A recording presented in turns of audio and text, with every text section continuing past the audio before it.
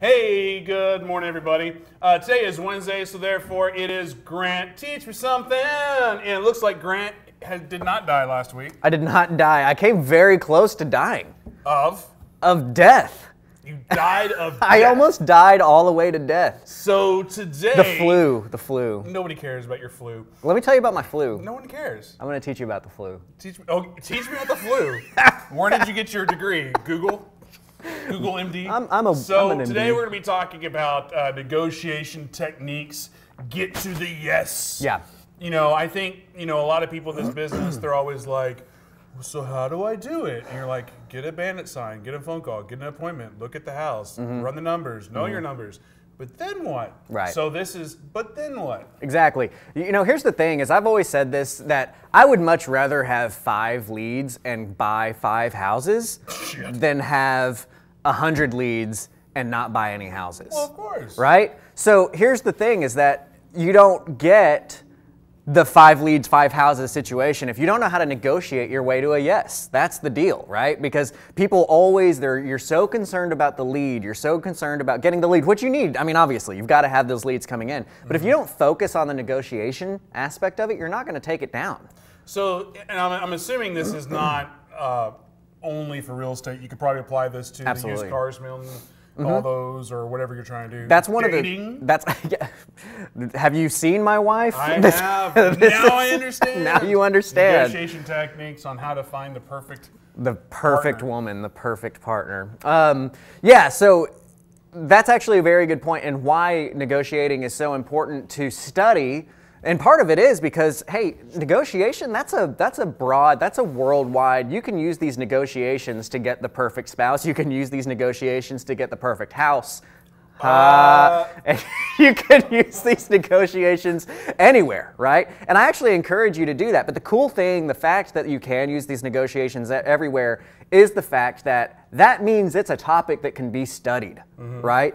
You're not reinventing the wheel here. This is stuff that there's books on, there's videos on, there's all kinds of stuff. We get really wrapped up as real estate investors a lot of times in only searching how to do this for real estate, how to do that for real estate, how to do that for real estate, right? So what I'm hearing is you can practice. You can practice. It's the same thing like we were talking about last week with Daniel about running comps, and you could practice doing comps, like get on buyer's list and just start running comps all the time. That's how you get better at it. Same thing, negotiation techniques, you practice. Right, exactly. So that's one of the things that, I don't know if he read my screen, but if you didn't, then that was a beautiful segue, thank you. I have not. Look, number 1, practice at parties. Oh. So practicing your negotiation techniques at parties is a great way to do this. Anytime that you're in front of other people, I say parties, anytime that you're in front of other people, and here's one prime way to practice negotiations, kind of the core of your negotiating is see how long you can go without telling somebody a single thing about yourself. See how many questions and how long you can make that other person talk to you without ever telling them anything about yourself. Is that done by like asking questions? It's all open-ended questions, and it's all figuring out, saying, okay, hey, what do you enjoy doing? Like when I'm meeting somebody new at a party or in a social situation, I stay away from the what do you do for work, right? Like that's kind of a boring, in my opinion, what do you do for work? Well, whatever. Stuff. I say, yeah, I do stuff at Propelio. So I'll say like, what do you enjoy doing? What's your thing, right? Get them to talk. Because everybody loves to talk about themselves. They love to talk about themselves. So then the skill here is how can you start to tag on to certain things that they say and get them to expound on that, right? It's a big word. It is. It's my SAT word. So I can literally sit at parties, and sometimes it's kind of funny for me because sometimes I will go to, because we host a lot. I have a lot of people that come over to our house, and I will go an entire night and not have told anybody a single thing about myself. All I can think about is Grant being at a party or something and somebody saying, "What's your name? Just tell me your name." Good God, name. Man. That's a funny story. Let me tell you. What's your name? Sorry. But yeah, just try and get them to talk about who they are, what they're doing. The thing that we're getting at here is that when you're in a situation with a seller, the more they tell you, the more ammunition you have whenever it comes down time for you to give the pitch. And then also there's that rapport factor where even though you haven't said a damn thing about yourself, hopefully you've said your name in a negotiation world, given a business card or something, but the more they talk about themselves, the more they feel like they're your friend. Right. And it's funny too because, I'm very successful in the social world. Like I got framed. People, they're like, man, I like that guy after we get done talking. And it's funny because I know in my mind, they don't like me. They have no idea who I am. They like that I gave them somebody to talk and that I showed interest in who they were, right? Mm-hmm. And so come to think of it, I don't know a damn thing about you. Like, wait a minute, hold on. You've been practicing me this whole time? So ask open-ended questions. Try and get so here's a couple just to get you started, right? Here's an open-ended question that I like to ask, and you can make any kind of variance of this, but this is just so that you can kind of get out of your shell and start to ask people questions instead of asking, what do you do for work in a social situation. Here's a good question to ask them. You can say, okay, it's Thursday night, it's 7 o'clock, your phone rings, someone desperately needs your help. Who is it and what do they need, right? And so that's kind of a fun, starts the conversation, gets people to talk. And then from that, the reason why I want you to ask that question is that they're going to tell you probably what their hobby is from that. If you ask me that, I'm going to say, well, it's somebody, it's a student of mine and they're trying to figure out how to buy a house, right? Subtle plug. And so that tells the other person, I'm in real estate, I'm teaching people how to do it, and that person, if they were you, should be able to cue onto that and be like, oh, okay, so you teach real estate. Oh, okay, so you're buying houses, that kind of thing. So that's what I want you to practice on. And see if you can get that time to get longer and longer and longer until literally you can go 30, 40 minutes just having the other person talk about themselves. And when you do that, that's going to be honing your skills, your active listening skills, which is one of the big negotiation techniques that you need to understand is active listening, which is surprisingly hard, to really listen to what people are telling you, not only verbally, but with body language and between the lines. What are they saying so that you can pull out the information you need. When you're in a sales situation, when you're talking to your seller, you're not going to ask them, hey, it's 7:30, what's somebody going to cook? So real quick, this is a perfect example of not active listening. I'm just kidding.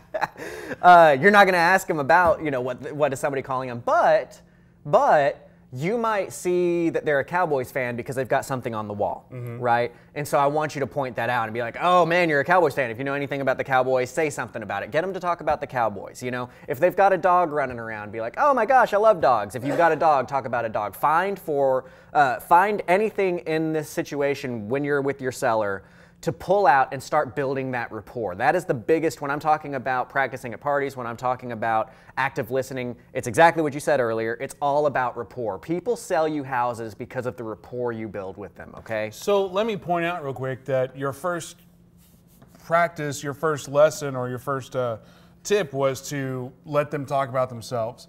But then if the next thing you just said, and maybe they're conflicting or maybe they just build upon each other, is if they have a dog, to say, oh, I love dogs. Isn't that saying something about yourself? Well, the reason why I'm having during the sales situation, it's going to be a back and forth. So thanks for pulling that out. During the sales situation. Because I'm active listening. Because of what rapport is at its core, I'm just rhyming all day today. I'm going to try and do an entire class just in rhymes and see if that lasts the entire times. And no one's watching. And that's our show. So rapport, what we're getting at with rapport is that we're finding a common ground that says, you like me because I'm basically you, right? That's really what rapport building is you're trying to make the seller understand, hey, we've got a lot of stuff in common here because I care about the things that you care about. That's rapport. When you're practicing at a party, what you're practicing is you're trying to practice that one skill of pulling information out of them. Because if I can pull information, if there's nothing about the Cowboys on the wall, there's no dog running around, but I've practiced at parties long enough to be able to pull information out of you, then I can tag on and be like, you like oxygen? So do I. So do I. We both breathe. Did you eat yesterday? Oh my gosh, so did I. So you got to build that rapport. Hey, I'm basically you. You like working with me, okay? So you do want to work together. Now, I've used this skill, the rapport building side of things. I get people to sell me houses all the time at a lower offer than they have on the table. I've had people literally, I bought a house over in South Dallas. Was it DeSoto? I don't know, somewhere, South Dallas, where I was there. And it was one of those situations where there's literally 3 other people at the house, right? You just show up and you're passing another investor going in as they're going out and that kind of thing. And as you're pulling up, you're like, crap, this is going to be an auction, highest bidding war type situation. So I had somebody that was trying to out-negotiate me, which is always fun because negotiation is I really enjoy negotiation, right? And I want you guys to enjoy negotiation too. And one of the techniques that some of the wholesalers will tell you and that kind of stuff is to not leave the house, to just stand there, right? Whenever somebody else is appearing, like you don't leave. So they tried to pull that one on me. They were not going to leave the house. Okay, that's cool. So they stayed at the house. And I was immediately best friends with this seller. You know what I mean? I really worked the rapport with them because now they knew I was in it for the business, but they liked me. And they ended up accepting my offer at $7,000 less than the other person that was standing outside because they just got along with me. I figured out that they had family, that this was going to be split up amongst sisters. I figured out what each of those sisters was going to want to use that money for, and worked a way to make them understand how this would be used for it. And then I just really touted myself and my ability to get these things done. And because they liked me, I got that sale because I was building proper rapport and out negotiating somebody else. So that's what we're talking about doing today, is trying to out negotiate our competition, right? So far we've pretty much only really talked about the groundwork. Right. Like the foundation. The foundation of it all. The foundation of negotiation. So you want some meat? Right now? Let's get some meat, huh? REI meat hashtag. Some REI meat hashtag. I still like the hashtag, the perfect spouses, perfect houses. Yeah, right? Something like that. I don't know. Spouses and houses. Oh, by the way, real quick, if you like what you're seeing, please share it. Please like it. Renee go to the likes groups. Hey, Renee. Share it in all the groups, all the real estate stuff. Get it out there. Facebook algorithms have kind of changed. So, are people watching? I hope so. Absolutely. No. Yeah. So let's get into a little bit more of the actual meat of things. This is something that I learned actually from a loan officer, and I can't remember his name, but I've used it ever since because it's very valuable. People make decisions in one of three ways. Okay. People are either going to be a head person, a heart person, or a gut person.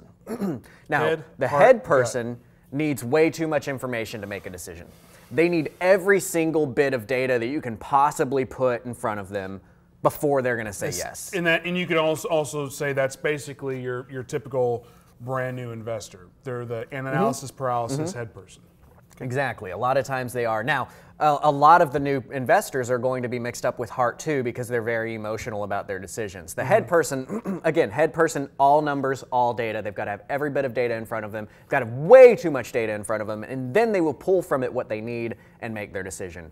A heart person is totally just emotionally driven. They're going to make emotional decisions. So, the example that was given when I was learning this from them was that if you're selling them a house, the heart person is going to be the person that you come in and you say, wow, wouldn't a Christmas tree look awesome right there, right? Can you imagine your kids running down this hall on Christmas morning and knocking on your door, waiting to open up presents over there? That's going to be what makes the emotional person, the heart person, make that decision. The gut person is that person that just walks in and it's going to be hey, you wouldn't have called me if you didn't think that this was the right decision for you in the first place, right? Like, let's get this done. I'm the guy that can get this done, and I'm not going to waste your time BSing you with all these numbers and all this, let's feel good about this. You know that I can do this. I know that I can do this. I need to get you the numbers that you want. Let's do it. That's the gut person. So how do you identify that person? Through asking those open-ended questions that we practiced at our parties, our foundations. Through the answers that they give you, this is what I mean when I say you need to read between the lines of what they're telling you, because they will use words like, I just feel like I need to move out, right? Feel, right? They're going to say things, or all of their conversation is going to be based around their numbers. They're going to say, well, I looked up houses in the neighborhood. They're selling for $235. I know I bought this one for $180 about 5 years ago, and I know that values have been going up by X% every year. So what I'm really looking for is I want to be able to walk away with $15,000 in my pocket. That's a head person. They've got to have. They're just spewing numbers at you, right? And the gut person is going to be that person that loses interest real quick whenever you're starting to give your pitch. And I think that's one of the big mistakes that a lot of new investors don't recognize in their sales pitch is they want to give all this information. They want to tell the person all this stuff. And what happens is that gut person, 99% of the time, they kind of cloud, and they're just they start looking at this thing over there. And that person just needs you to build rapport with them and say, I'm your person. Let's sign. Let's get it done. I'm the person. Let's stop wasting time with this. And what I was hearing just then about, especially the newer people, or even I think just human nature, we like to show off how much knowledge we have about a certain subject. It's like, oh, this cup is the best cup, whatever, blah, blah, blah. And the reality is a lot of people, if you're, like you're saying, the gut person, they just want to know that it holds coffee. Right. They don't care that it was made and whatever. Totally. They don't care about your knowledge. And that's the big principal aha moment with the head, heart, gut thing is exactly that. Because here's the thing, you're not normal. You may think that you're normal. You may think because you make decisions the way that you make decisions, that's the way that everybody makes decisions at their core. But here's the thing, you have a 66% chance that the way that you make a decision is not the way that the person across the table from you is making decisions, right? Because if you're a head person, they may be heart or gut. If you're a heart person, they may be head or gut. So you need to define for yourself, what are you? Are you a head, heart, or gut person?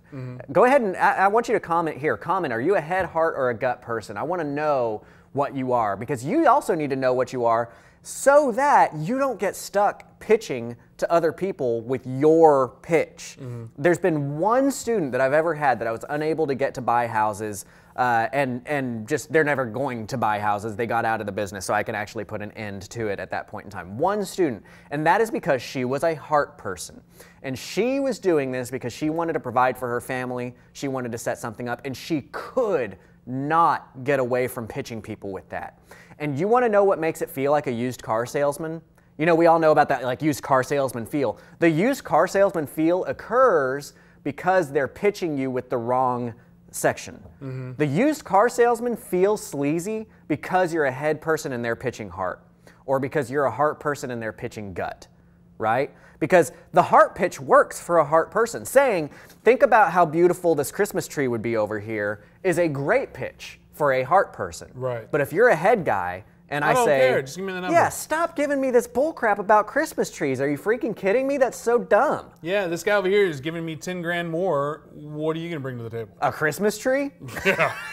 So that is what causes that feeling of a sleazy car salesman. It's pitching in the wrong way. And I'm glad that I see a lot of people. So we've got comments here saying that we've got a lot of people that are two things: head, gut, head and gut, gut and head. You do have a primary, a secondary, and a tertiary decision factor. Okay, you do have your like mostly head person, but when you've got a tiebreaker, it's going to be made because of your heart. Right, you're mostly a gut person, but when you have that tiebreaker, it's going to be because of your head. Trying to identify what I naturally am from a consumer standpoint. A lot of times I don't care.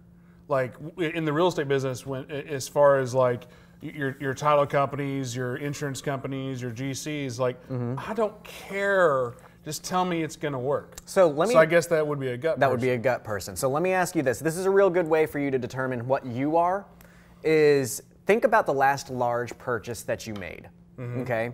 So I think yours was probably your Range Rover, right? You probably, let's sell Ryan out a little bit, Mr. Fancy over here. I don't have a Range Rover no more. So think about when you bought that vehicle. When you went into the place, had you already researched all your options of different vehicles? Okay, when you went into the place, did you just kind of show up and be like, man, I want a new car, and then you saw that one, you're like, that one's badass, and you walked out with it?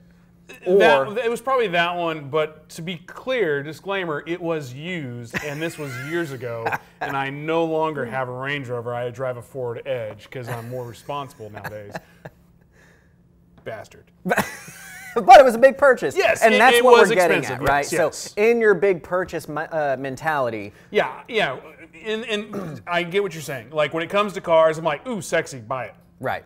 And when you say, ooh, sexy, buy it, are you saying, ooh, sexy, buy it because, man, it's going to feel awesome. You're imagining yourself sitting in it and driving with the top back or the windows open. Is that why it's ooh, sexy? Because you're imagining how awesome it would be to drive it? Or is it like, that's awesome, I want it? Typically, that's awesome, I want it. So like, you're a gut person. Like engine size. I mean, I know we're going off the rails in specific. Well, we're not, because I want people to understand. Yeah, because like automotive, I don't know anything about cars. Yeah. I just know it's like my car of choice that I would want to buy right now would be like the GMC Denali truck thingy.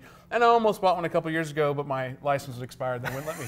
But anyway, that would be my car of choice. Do I know anything how it ranks against a Ford, against a Chevy, against a Ram? Right. No. It just looks sexy to me. Right. And if your decision factor, if you're imagining yourself in this item, if you're imagining yourself using that thing, that's an emotional decision. But on that note, though, I have zero emotional connection to it. I'm not like, ooh, I want it so bad. It's just like, that would be cool. Right, which is where we're saying you're a gut person, right? So that's kind of how you determine. An emotional person is going to be the person that needs visual language given to them. When you're trying to buy their house, it's going to be visually, look, I'm going to buy this property for you, and you know what I'm going to do? Like, here's a great emotional pitch to a heart person is, like, for instance, I bought a house, actually on my Facebook, if you want to see the before and afters, you can go to @CCF Mentors, because I just put the before and afters up of this particular house. But it was an older lady who the house needed some love. It was, it had paneled walls, it had, the carpet was coming up, that kind of stuff. And she was very emotionally attached to it because she bought that house when it was built in 1970, whatever. She had lived there for however long. So my pitch to her was, I'm going to come in here and give this house the love that it needs. I'm going to be the guy that comes in here and it's great. It's obviously livable. You're living here. It's perfectly fine. But, there's some updates that could be done to it. I would put granite in this. Oh, well, I've been thinking about, I wanted to put granite in there. Oh, did you? Well, what would you do? Would you put hardwoods here or would you put tile in here? Well, I was thinking it would look really nice if we put some hardwood over in the kitchen. And then I let her tell me all of her plans that she would have done to fix this house up. And then I told her, that's a really good idea. I think I will. I'm probably going to put hardwoods in here. But then what I'm probably going to do is I'm going to knock this wall down and open that up. And she's like, oh my gosh, that would be beautiful. This was an emotional pitch. Right. She ended up, this is another person that had a bigger offer on the table than the one that she accepted with me. Because I connected with her and I understood she was a heart person, and I bought that house because I told her how wonderful I was going to make that house look once she sold it to me. And on that, if somebody gives you an easy layup by saying, I really can't bear the thought of this becoming a rental, well, guess what? It's never going to be a rental. Well, sorry, lady, because I'm renting this thing tomorrow. Well, I'm just saying, it's just like, I didn't want to sell it to that other guy because he was going to rent it out. Right. And I don't want to do that to my neighbors because there is a stigma against rentals. Yeah. And I think it's important, just as a caveat there, to stand by your word. If you say that you're not going to rent it, don't rent it. Go out and flip it or wholesale it or do something else. Of course. Stand by whatever you're saying, but shift your pitch around. Like he said, that's a layup for you. You know that they're saying no to somebody else, and that, again, between the lines, they're saying, if you want me to say yes to you, it's because you're not going to rent this house. Thank you, Grant, for making me look like the asshole, like I'm going to go against No, I'm not. I'm just clarifying that so that people fully understand. Another example from that same exact house that I'm talking about, where she was a heart person. She was heart and head, okay? She also was the person that said, I gave her my offer. And in my offer, I always tell people, I always tell people, when they're a head person, I tell them exactly what it's going to be worth whenever I fix it up. I tell them, once this house gets fixed up, it's going to be worth $235, blah, blah, blah, blah, blah, and then I go on. That's part of the head pitch, is you're giving them data, right? And don't be afraid to give them real data. Too many of the investors out there are afraid to give real data saying what it's going to be worth, how much money they're going to put into it, what they want to buy it for, because they're afraid of the seller knowing that they're going to make money on it. But the seller wants to know that you're going to make money on it. They're okay with that, so don't shield that from them. But, so what I did is I told her, when I fix this up, it's going to be worth $235. Well, ding, ding, ding, she was a head person, and that triggered. She said, oh no, the house up the street just sold for $255. Well, had I not told her what I was going to sell it for, I would not have unlocked this bit of information that I now know that she's gone and done her research, right? She's researching around, she knows things that are going on, and I was able to defend my position by literally pulling my computer out. I pulled up Propelio.com, I got to my comps because I had it, the lead in the system already, so you can just hit run CMA and it shows your comps for you and everything, which, subtle plug, is an amazing tool. If you guys aren't using Propelio, go to Propelio.com. It's 100% worth it. I have MLS access, and I still have Propelio signed up for Propelio because it's just a better system for your CMAs. It's much quicker. It's much quicker. It's much more user-friendly. So I pulled up Propelio, literally, pulled up the comps, showed her that I wasn't putting any filters on it, right? Showed her that I was showing exactly what was being sold in her area, and I pointed out, look, that house that you're talking about is a 4-bedroom and it has 400 more square feet. You're right, it did sell for $255, but then I knew that she was a head person, right? So then I literally sat down and taught her how to value a home. I showed her all the comps, and I showed her, you know, hey, I can only compare 3 bedrooms to 3 bedrooms. That's why they're called comps. They have to be a comparable house. It's a it's a comparable. That's what comp is an abbreviation for. I can only do within 10% less and 10% more of your square footage. Blah, blah, blah, blah, blah, blah, blah. I taught her how to run comps. I taught her how to value a property. She needed way too much data. When I gave her that data, she understood. And she said, okay, now it took convincing, and I actually had to go back on that appointment 2 times to get the contract. But when I left that house the first time, she guaranteed me with her word and a handshake, and she's, you know, from an older generation where that really holds a lot more weight than it does with a lot of the younger generations do now, that she would not sell it to another person before she reapproached me and gave me the chance, right? Which she held her word to, because she got a higher offer. She reapproached me. We talked some more. I continued to build rapport, and because I knew that she was a head and a heart person, I got that contract. And I was able to purchase the house, fix it up, and sell it. And that's what I want you guys to be able to do, because this is not just some kind of black magic. These are tools for you to literally reach into your pocket and pull out. When you recognize a certain phrase comes out from somebody, you can say, boom, they're a head person, I know how to handle that. Boom, they're a heart person, I know how to handle that. And that's what we're looking for. So what I've given you so far, as a recap, is a tool to talk about in social situations to start practicing getting people to just throw information up at you, just completely vomit information at you. Then what I want you to do is I want you to understand who you are, how you make decisions. Are you a head, heart, or gut person, so that you're very careful to not overly push your own agenda on somebody else. Then I want you to use that tool that you used at your social situation to pull information out from your seller. When you find information from your seller that identifies them as a head, a heart, or a gut person, that is how you need to approach your sales pitch to them, to approach your, how am I going to get this person to actually sell their property to me? And you can give them an emotional, a head full, or a gut offer. Why were you looking at my gut when you were like, gut? I was looking at each. So, real quick question for you, and I hope this doesn't throw you off the rails. Like, because you're talking about head, heart, gut. Well, when you were given that scenario a second ago, it reminded me of a situation when I was talking to my neighbor, and I would even throw in there's a 4th person. Okay. The in the clouds person. Because at the time, my neighbor was like, they were trying to sell their house for $250 for lot value, and I showed them, and this is like 4 years ago, on MLS comps, this is pre-Propelio, that look, you could sell your house, but it's gonna be $125. Right. Like, this is what's selling for lot value. They're like, well, we were really wanting that $250. I was like, I'm sorry, you're not. I mean, you might be able to get $150, but you're in that 120s. They're like, no, we'll just hold out. Fast forward to like a year ago, I go them, I'm like, well, just so you know that you could really sell your house now for, you could probably sell it for $350, knowing that I could probably sell it for $500, but whatever. But they're like, no, we're going to hold out. We've already been approached for $500, but we're going to hold out for $1 million. Oh my gosh. I was like, wow.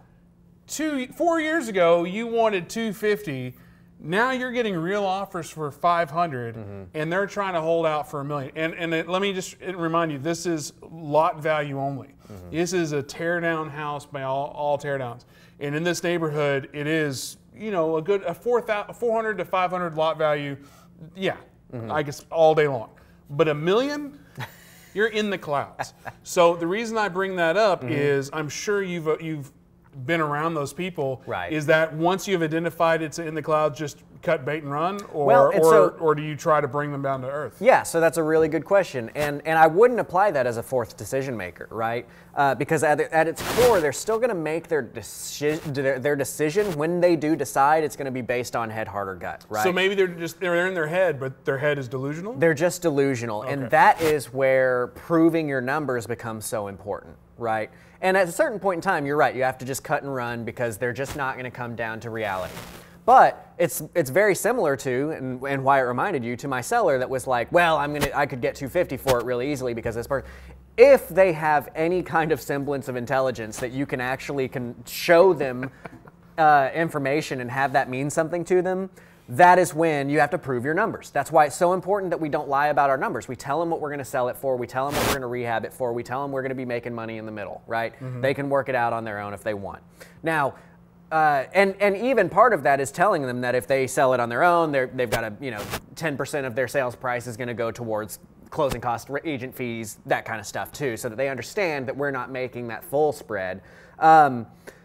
But that person, yeah, it's very important that we talk to them. We still need to identify when they make this decision, why are they sticking with it, right? Are they sticking with it because they have an emotional attachment to this property? Are they sticking with it because they have a gambling problem and they just need to always have that next, like, oh, well, now I can get this or now I can get this, right? Well, in the case of my neighbors, I think they're sticking to it because they have like 18 people living there. Oh, okay. Gotcha. Which brings us into one of our next things, which, again, at a certain point with anybody, you can't convert everybody, right? I have a huge conversion rate because I study negotiations and it's a really big, important part of what I do. My conversion rate's in the 70s, 80% range. Real quick, what's that book that you love? I love Influence, The Psychology of Persuasion by Robert Cialdini. And I'll drop a link after this in the description. So. It's a wonderful, wonderful book to help you with understanding why people actually say yes, because it's not anecdotal. It's an actual doctor that studies psychology and gives you real scientific reasons as to why people actually say yes.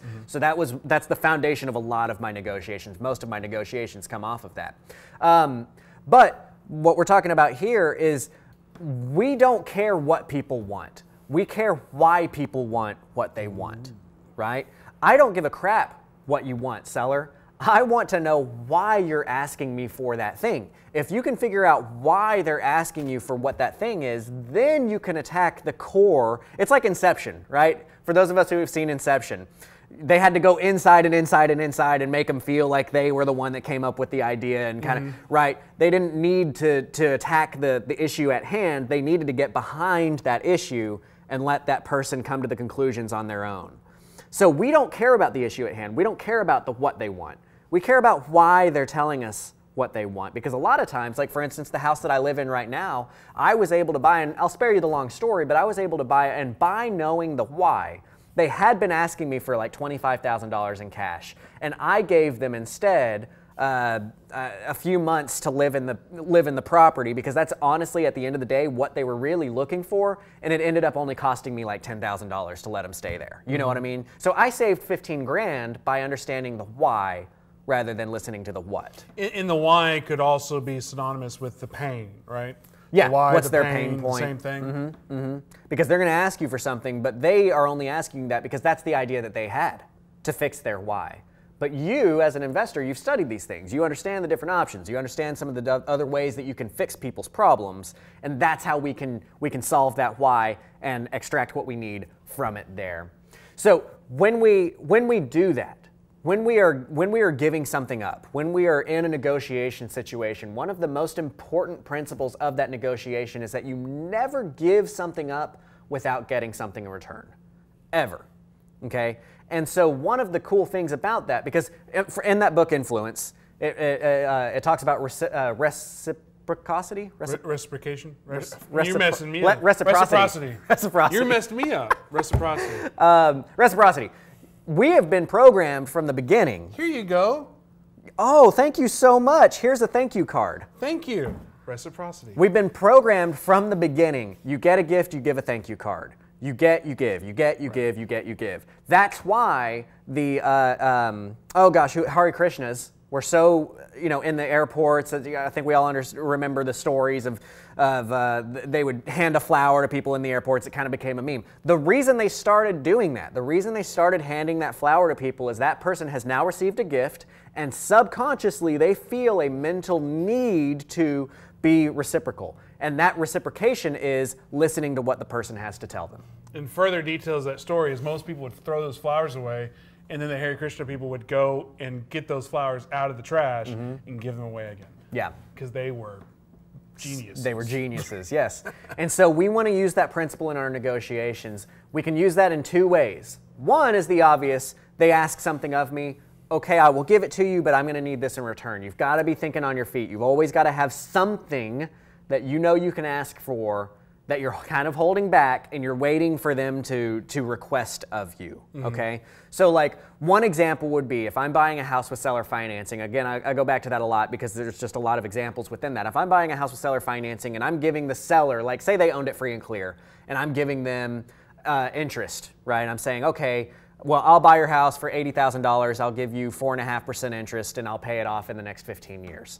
And then they say, well, Grant, I don't want to wait 15 years to get paid off. I will say, okay, I'm going to give. I will do this in 10 years, but that's closer to my today money, and my today money doesn't come with interest. So I'll give it to you in 10 years, but I can't pay you interest anymore. That interest thing is the thing that I intentionally have in the back of my mind, waiting for them to ask for something so that I can get them to give me something back, right? So as you go into those situations, keep things in the back of your head that you might be able to ask for. The other way that you're going to use the give and get principle of reciprocity. Correct. This isn't alcohol, I promise. Is it's nothing. It looks like an empty cup. it's a little bit empty. I got like a drink. I'm saving it for a very particularly Special. dry, Okay. a special drink. The other way that you're going to do that is you're going to literally tell them, I'm giving you this. I'm giving you this thing, right? Whatever that is. I typically do that whenever I'm going through the contracts. One of the things that I do when I'm going through the contracts is, like, for instance, the what's it called? The home warranty. There's a section in the contract for a home warranty. The seller typically pays for the home warranty. None of us, I say none of us, most of us don't ask for the seller to pay for a home warranty when we're doing an investment property. That's just not typical. But what I will say when I get to that point is, hey, most of the time sellers are required to pay a home warranty for the house. I'm not going to ask for you to do that. I'm just going to give you that off, right? And I'm going to mark through that in front of them. Now I've given them something. Now they're in debt to me. So for two reasons. A, if I get later on in the negotiation and I need something from them, they subconsciously, I've already given them that. I've already knocked off time from the survey. I don't require a survey from them. You know, there's a couple of things in the contract that I intentionally say, everybody else has to do this, but I'm not going to ask you to do this. So that later on, if I do need to ask for something, they feel more obligated to give it to me.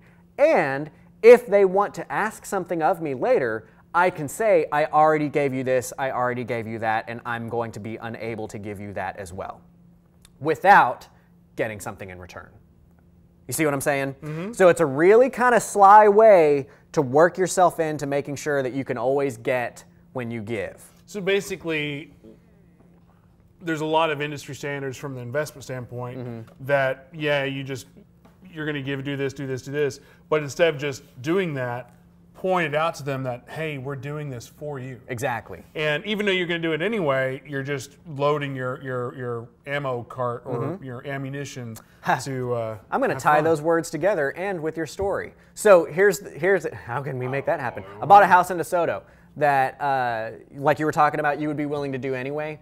I have like 6, 7 crews. They were all busy on other rehabs. I was unable to start my crew on this rehab for another like 2 weeks because I was going to be finishing up on one of them. But that was fine. I got a huge discount on the property. I wasn't worried about it.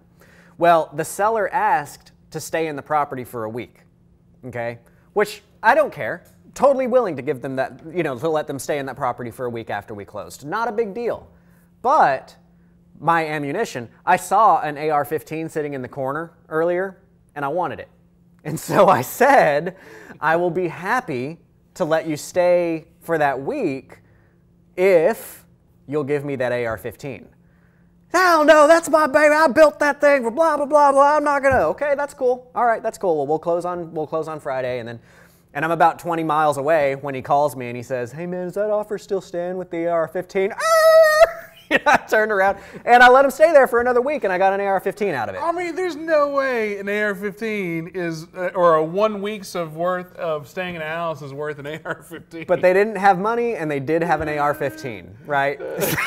So you never give without get. Oh, gosh. It's so funny because, like, time and time again, Grant's a good guy. He's the greatest guy ever. He's such a lovable person. He's just so nice. But if you got a gun, he's getting that. He gonna get his. Hey man, they're adults. They get to say no. They said no, and I accepted it. I walked out just fine. I gave an option. I was willing to let him stay for a week if he gave me that gun. So these are all really good tips. These are all really good ways to get to that yes. I'm going to finish up with one last tip. Okay, this last tip is going to be, you and me are on the same side of the table. I use this. This is another one of those. When you hear a certain phrase, you pull the tool out and you make it work, right? So the phrase is, or I'm sorry, not the phrase. The feeling is when you get in that negotiation and you feel like y'all are just butting heads, right? I want 80, I want 90, I want 80, I want 90, and you are just at an impasse. A lot of times it becomes this, you can only go so far, and you can only go so far, but now it's become a challenge to them because now they need to win, right? So one of the things that you can use in this scenario is you're going to tell them, look, I just want to break for a second, right? You're literally going to break the conversation this way. I just want to break for a second. I just want to be very clear about something. Like you and me, right now, we're kind of we're not against each other. You and me are actually sitting on the same side of the table. We have a problem over here. That problem is you want to sell your house and I want to buy your house. So it's not you and me working against each other. It's you and me working together to figure out the issue, to figure out the answer to this problem, right? That's where we're at right now. And what my situation is I just can't go above 80. I might be able to get some other stuff for you. We might be able to work with time or something else, but I can't go above 80. So we need to work together to come to a solution on this answer. And I tell you what, guys, that flips them. Because now, if you don't buy the house, it's not because you were stubborn, it's because they could not properly come to a good solution for you. Because you're working together now to fix a problem that's on the other side of the table. And you need to visually tell them, you and me are on the same side of the table, and we've got a problem on the other side that we're trying to solve. It's not you and me against each other, right? I use that one all the time. And it's one of those things, like I was on an appointment 6 months ago, I don't know, maybe a little bit longer. I was on an appointment, and it was a Saturday, and I'm spoiled, and I don't like working on Saturdays anymore, and I was ready to get out of there. And so I'm sitting there in front of this person, and they gave me another phrase that I teach my students to look out for, and we were kind of at this impasse. And I was so ready to like pack up my bag and go. And literally in my mind, I was like, Grant, your students will kill you if you don't employ these tools that you're telling them to do. So I literally, I reach into my back pocket and I pull out the answer to that one phrase that they told me. And then I pull out this other tool that I use on negotiations as well. And I told them about the same side of the table thing. And within 20 minutes, we had a signed contract. It's really interesting when you start looking at this from a pure if then that situation rather than this just black art of like, well, I'm going to walk in there and hope that I leave with a contract. It's not. Now, did you feel like an idiot for almost leaving? No. It was Saturday. It was Saturday. I have a baby at the house. I'm spoiled. I don't like working I'm Saturdays. Yeah. So it sounds like what we need to do, not now, because you'd be mad at me if I said it right now, but like in a future show, maybe we work on rebuttals. Because I know this is very high-level negotiation strategies in this mindset of just overall mindset and overall like thought processes. But there's always like, well, what about this? What about that? What about this? So if you have, I know I didn't see the comment. I just saw a part of the comment. But if you have rebuttals that you haven't figured out an answer for, drop them in the comments. I don't know if it'll be next week or the week after next, but we'll find a time to do it. But like, drop them in the comments of what are some rebuttals that you wish you had. What am I trying to say? Yeah. So here's the thing. Not rebuttals. It's the problems that you can't get past, right? Like what is something that you've run into with a seller that you're having trouble getting past? That's what I was trying to get to. What are you trying to get past? You're trying to get to a yes, and you haven't quite gotten that yet. So please, leave it in a comment, because I think that'll be a good episode.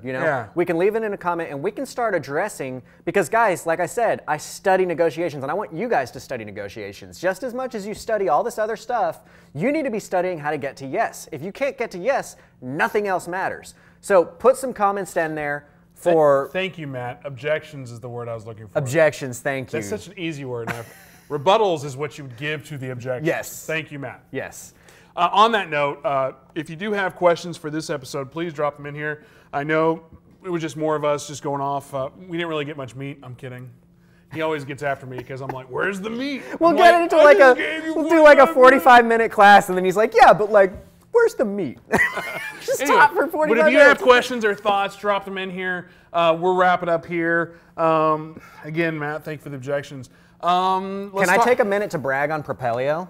Since I don't work for Propelio. Might as well. I want to be very clear with this, guys, and we've talked about this before. I don't get any kind of financial Preciosity from Rewarded. I don't get any kind of financial reward from Propelio. It really is. It's just a product that I believe in, and I align with their mentality. Daniel and the whole company here has a mentality of wanting to put real, actionable information in front of people because there's not a lot of other places that are doing that. And I want to be very clear to you guys that they've got this mentality, and they're very big on it, and they really want to put that out there. But what keeps the wheels turning is Propelio.com, and that's a product that I agree with 100%. Like I said, I use it, even though I've got actual MLS access.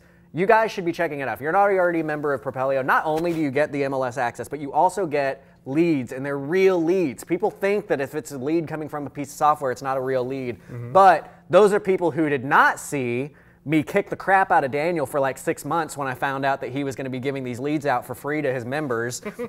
And like 3 months after it was out, like, what the hell are you doing? These are the leads that we buy all our houses from. But because he's got such a drive to get real stuff in front of real investors and really give you guys a chance to succeed, he's giving it away for free. So I wouldn't if it was me, but he is, Propelio is. So go, Propelio.com. It's 100% worth the cost because it is just incredibly valuable to have real MLS comps, have a real way to track all your leads, have a real way to get leads. It's an awesome piece of software. Well, thank you for that not so subtle plug. Entirely not subtle. Okay, now let's redirect to you. CreativeCashflow.com. What is that? Yeah, so CreativeCashflow.com. Again, we share the same mentality of we want real and actionable information in front of investors. CreativeCashflow.com. I've seen a lot of people get burned by a lot of other courses that you pay all this money and then all you get is a pat on the butt and a lot of rah-rah and a lot of fluff. And it's got a picture of them washing their Lamborghini in front of their big old house that they rented both of to make you feel like you can make that much money. And that's not what we're about. I want to get real education in front of you. So stuff like we're doing in these Grant Teach Me Somethings, these Grant Teach Me Somethings are literally me driving in the morning being like, you know what, I think I'm going to talk about this. This is on my mind today. You're not supposed to tell everybody we wing the hell out of it. But in CreativeCashflow.com, there's a curriculum you actually go through, and I really, really teach you to start to finish all the meat on how to do seller financing. So check me out, CreativeCashflow.com. You can join. There's a 7-day free trial. I don't care if you go in, watch a bunch of videos, and cancel. I dare you to, because I don't think you will once you see everything that's in there. But yeah, check it out, CreativeCashflow.com. And you know what I love about that statement? I got him to start saying meat a lot more. You said meat. And if you're in San Antonio next Monday or this Monday or whatever 6, 5, 4, 3 days from now is Monday, February 26th, we're going to be at the Carver Community Cultural Center from 5-ish to 11-ish. We're doing the San Antonio RA Media. No, I'm all messed up. Grant's going to be there. I'm going to be there. We're going to have a lot of people there. If you're in Houston and you're in Austin and San Antonio, in March, we're doing the Propelio Road Show. So we'll be in Austin on March 26th. Bring your deals. Yeah. They'll tell you what they're worth. Don't bring your antiques. March 26th is a Monday. We'll be in Austin. Tuesday, 27th, we'll be in San Antonio. And Wednesday, the 28th, we'll be in Houston. So, but think about that next month. For now, let's just talk about next week, San Antonio RA Meetup on February 26th. We'll see you there. Doesn't look like anybody had questions. Looks like it's pretty straightforward. Awesome. My girlfriend wants a $150,000 ring. Ain't gonna happen. Ever. So, any parting thoughts? No, I just appreciate you guys being here. I do want to get comments for, objections that you're having trouble getting past. And if you guys have ideas or thoughts of things that you would want to learn in future Grant Teach Me Something episodes, please comment them as well, because I'd love to address topics that you're directly interested in. So thanks for being here. We appreciate your support. Don't forget to go to Propelio.com, check them out, CreativeCashflow.com, and we'll see you in a few days on Monday. We'll see you on Monday, and then next Wednesday, we'll see you for another episode of Grant Teach Me Something, and he's not going to leave me hanging. He's going to be hanging.